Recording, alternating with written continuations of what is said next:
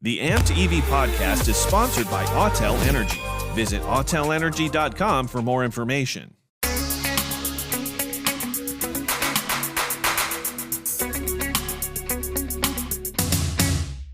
Hello and welcome back to the Amped EV podcast. My name is David and I am the editor for The Buzz. And I'm Nadine and I'm the editor of Tech Shop. What's up, Nadine? What is up, David? How are you? Good, doing good. Good. We have a fun guest today. Yes, we do. This is Thomas Built Buses. And what we're talking about here are electric school buses. I love talking about electric school buses. I feel like we always have such great conversations. It's cool. It's Yeah. cool because there are these different restrictions that come along with building an electric school bus that you're not going to find in a, consumer Right. car or even like a heavy duty truck or something. It's its own thing. Yeah. And it's just really, really interesting. And I don't know, I get excited about like these districts. I worked for a newspaper for a long time, Yeah. and I would cover these school districts, and they're all about, saving this that hit green. homes. Yeah. Yeah. Exactly. And it's just like, it's so much fun to see this kind of evolving. So today, we are talking with Arjun Nair. He is the manager of the electric vehicle programs at Thomas Built Buses, and he's going to tell us all about these buses, how it works, how infrastructure works, and how they help school districts get started with electric school buses. I am very excited, David. Let's go ahead and get started. Let's do it. Arjun, thank you so much for joining us today. I really appreciate you being here. Tell us a little bit about yourself and how you got started with Thomas Built Buses. And then I also want to ask you, where are you seeing the demand for electric buses right now? First of all, thank you for having me here. So I started at Thomas in 2019 when the electric school bus program was put together. I've been in Daimler for 16 years now. Have done different, type of work at Daimler. Started off as a graduate engineer. Did my initial years in the service side of the automotive business, and then probably around 8-9 years back started with more emerging tech and setting up products and services associated with it. And since I started at Thomas Built Buses on the electric school bus program, it was all about, hey, it's not just a product, but it's about making sure that the industry can rely on us to transition to electric. Mm-hmm. And that's been a focus. Of course, product is something we have done for several years. We've been doing for several years. So that was a lot more clear path. But everything beside the product has been a learning for us as well. With regards to, demand for EV, in the last 4 years, the trend line is definitely showing that the electric school bus space is growing, and the market for electric school buses are, I would say, very ripe at this moment. There's been a lot of external factors that have aided in this growth. Initially, there were several funds available from, sources like the Volkswagen Mitigation Trust. And last year, EPA announced the Clean School Bus Program, where a lot more of federal funding is now made available for school buses. Specifically, the Clean School Bus Program is offering, $500 million a year dedicated to electric school buses for 5 years. And there's another $500 million per year, which can be shared with electric and other alternative sources. So there's a lot of external factors that are helping the market demand, which helps customers switch to electric easier. Oh, excellent. Okay. And so how do the decision makers at a district decide, okay, I think it's time to pull the trigger on this? Where do they get started? Is there anywhere they can go for help? Mm-hmm. So from the journey of a customer, I think first and foremost, there are a few inhibiting factors when a customer wants to get into EV. First and foremost is the knowledge level or the understanding of what an EV is and what it takes to actually own and operate an EV. Another factor is the, say, high investment needs upfront or a cash flow requirement to make sure you can buy an asset that is more expensive than a diesel vehicle or a gasoline vehicle, and also set up the infrastructure or the ecosystem around the EV that is needed for a successful rollout. So these are some of the challenges or pain points. And for a customer to go through this transition, we definitely want to help the customer understand what all they have to consider before they get along on this journey. And for that, we try to educate the customer about the product, about what are the other factors they need to be successful. And then we have our resources, our experts within the company that would help them evaluate their needs more specifically and suggest what are the options that they have to, say, mitigate any of the challenges that they see. That's great. And it's excellent to hear that you're going over the different options to consider to be successful with your customers. Are you seeing any patterns regarding the types of school districts that are interested in converting their fleet to electric buses? For example, are they more rural versus city or concentrated in certain parts of the country? I would say the school districts now, in general, have a better understanding of the opportunities that are there to go EV. They are also learning about the benefits of going EV. So the general information or knowledge level on EVs and benefits of EVs are better. So it is more about which school districts have that, say, evangelist who wants to go EV, who wants to make sure that they want to be a pioneer. And that is then going to be aided by the support from the county or others in the district, what sort of, say, operating model that they have or ownership model that they have. So there are a lot of other factors that come into play here. And it is seen, of course, there are pockets of, say, areas where the interest is high. There are other areas where I would say school districts are interested to know more, but maybe not at a point where they want to, say, take that journey themselves. So it is quite widespread. It's very much dependent on the access to, say, funds for going EV and what level of support these schools have from other stakeholders. Because now for an EV, you need to think of what your utility is thinking about them going to EV. What support do others in their area have for, say, electrification? So there are a lot of other factors that have to be considered. In your experience, has it been a simple process or a difficult one or somewhere in between to get the buy-in from some of those stakeholders like the utility? Mm-hmm.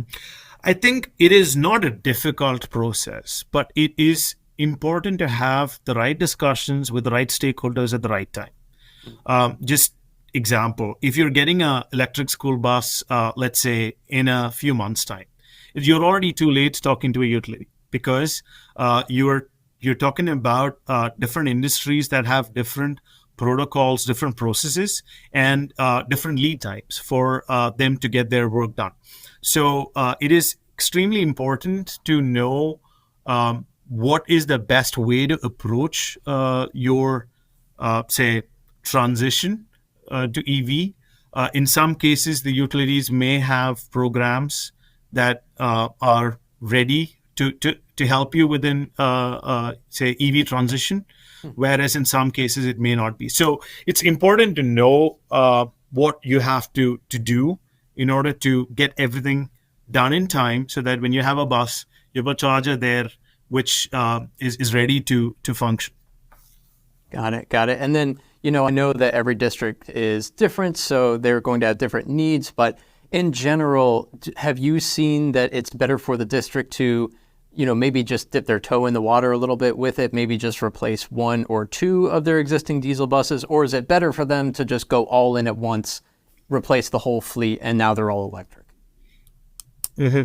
I would say, first and foremost, EVs, or specifically where the technology is for school buses, approximately 80% of school bus routes across the country are going to fit well for electrification because they run, say, more or less than 80 miles a day.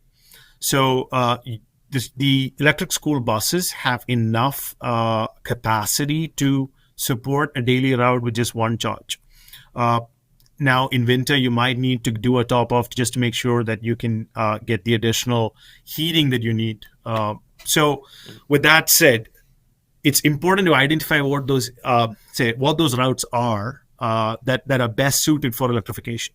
And it is better to look at your fleet and determine the ideal routes, the ideal buses that can be electrified, and then explore that with maybe one or two vehicles or a handful of vehicles so that you understand what are the factors that are critical for being successful in rolling out electric vehicles. There's going to be a lot of training that is needed. So an overnight change to the entire fleet will be a bigger challenge. Not that it cannot be done, but it is going to be, the rollout is going to be at a massive scale. So you will have to have a lot more,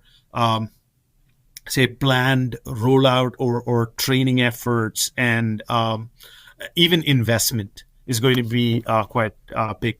So if a school district has a fleet of, just for discussion, say 10 vehicles, going with 2 or 4 vehicles at first, maybe for a year, would be a great way to enter this transition, because then your team will have first experience with the vehicles, will have a good understanding of what they should do in order to be successful, and then scaling can happen. Very nice. So of course, these EVs need to be charged to just run. How does a district decide the right charging hardware and software for its situation? And do you guys help them on the infrastructure side? Absolutely.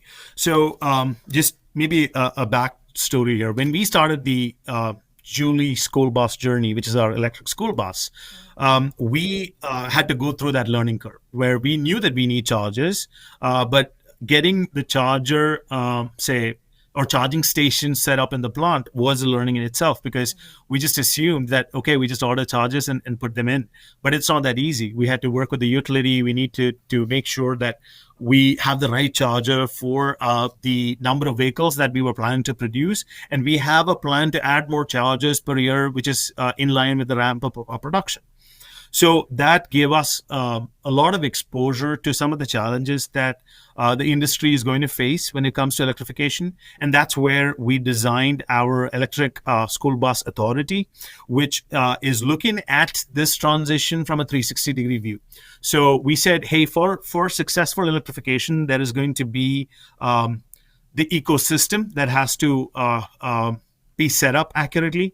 And that is where Electric School Bus Authority is focused on making sure that we can help customers along these different aspects. So we always start by asking the customer what their vision for electrification is. And based on that, we also look at their fleet size, their routes, and identify what are the best routes to be electrified, and what type of charging infrastructure they would need for that. And we also take into consideration their future requirements, because when you talk about infrastructure, and when you work with a utility to add capacity on a site for charges, you need to try and future-proof it. You don't want to do that every year. So we try to understand a customer's strategy with regards to electrification, where they say, I have got a fleet of 50 I will go with 5 now, but I do want to get to 50% electrification in the next, say, 5 years. If that is the boundary condition that we have, then we look at what is the best approach to upgrading your, say, infrastructure, and also what charge or mix of charges do you need to support your year one operation and also your, say, future growth. So that is one way of making sure that your investments are best utilized, and also you get all the stakeholders together so that this future-proof. Got it. When it comes to maintenance here, I'm sure most districts have someone that they're going through for their diesel buses to maintain those buses. Is there any overlap that they can, possibly keep going to the same person? Do they need to find a whole new maintenance method? Or, how does the difference in maintenance work from what they're used to what they're moving into? Mm-hmm. In general, from a maintenance comparison standpoint, EVs should have less number of or less planned maintenances because of, say, having lesser moving parts. However, the basic skills that a technician needs to perform those maintenances are going to be different, and hence there's a lot of retraining, retooling that is needed to make sure that your workforce can address an EV. So traditional models that schools have are probably not going to change. Schools that have their workforce to do maintenance work, we want them to be retrained so that they can do the work. However, one big factor to consider is the high voltage safety. Mm-hmm. And we are very clear about setting the highest safety standards, not just from a design, but also from a procedural standpoint. So we have set up within our company, within DTNA and the bigger Daimler Truck organization, automotive high voltage safety organization. So this is a group of experts who determine, say, how processes should be designed, or how even systems should be designed to make sure that we have the highest safety standards when it comes to high voltage. So one approach that we have taken is we've got different levels of high voltage safety training, which are applicable to drivers, which are applicable to customers, as well as technicians. So a driver need not know the technical details of each system, but they should know some basic level of information, which helps them understand what are the differences between an EV and another vehicle, and what should be their approach towards an EV. So we have these different training levels. For a technician, though, it is extremely important that they have a very good understanding of what they can do and what they can't do. If you have an orange cable, which is high voltage, you probably want to be very careful when you are working around it. You don't want to use power tools next to high voltage components. Mm-hmm. And if you have to do such work, there are certain protocols set up where you have to make sure the vehicle is decommissioned or the battery is disconnected such that it is safe to work. And we make sure we have these processes in place, these trainings and certifications in place, so that the technicians are now able to work safely. And then there's, of course, other technical training that is given to our dealers to make sure that they can support the product. Very nice. Now, we wanted to briefly go over how you guys are working with Proterra to design the battery system for your electric school buses. What makes designing a battery pack for a school bus unique when compared to a passenger car or commercial truck? So, yes, Proterra is our partner, our powertrain partner, and we use their batteries. One of the biggest differences from a school bus to, say, a passenger car or a commercial vehicle would be there is, especially the larger school buses, there's there are some design constraints that we put in when we developed the vehicle. We wanted to make sure that we were packaging the batteries within or right below the frame rails, just because we wanted to make sure that it is in one of the safest areas of the vehicle, provided there's a crash or anything. Also, another, say, design constraint that we put was to make sure that all the high voltage components are also constrained within the frame rails or within, say, the so-called engine bay area. Or in our Type C school bus, the Julie is under hood, where we have a lot of the, high voltage components. And all the high voltage cables are routed within the frame rails. So that was something that we took into consideration while designing the school bus. Now, for a truck or for a car, they may not have the same type of design constraint set. Of course, one of the biggest challenges for commercial vehicles would be the weight of the battery. Actually, it is one for all applications, specifically commercial vehicles, because it is going to come at the cost of payload. With regards to school buses, since we are focused not on the weight capacity that we can carry, but more on the number of students and the safety of the students, I think we have a bit more flexibility when it comes to the added weight that the battery would bring. Well, that's cool. Well, yeah, that's something that I wouldn't have really thought of, that it's not so much about payload, it's about the number of students that you're able to transport at one time.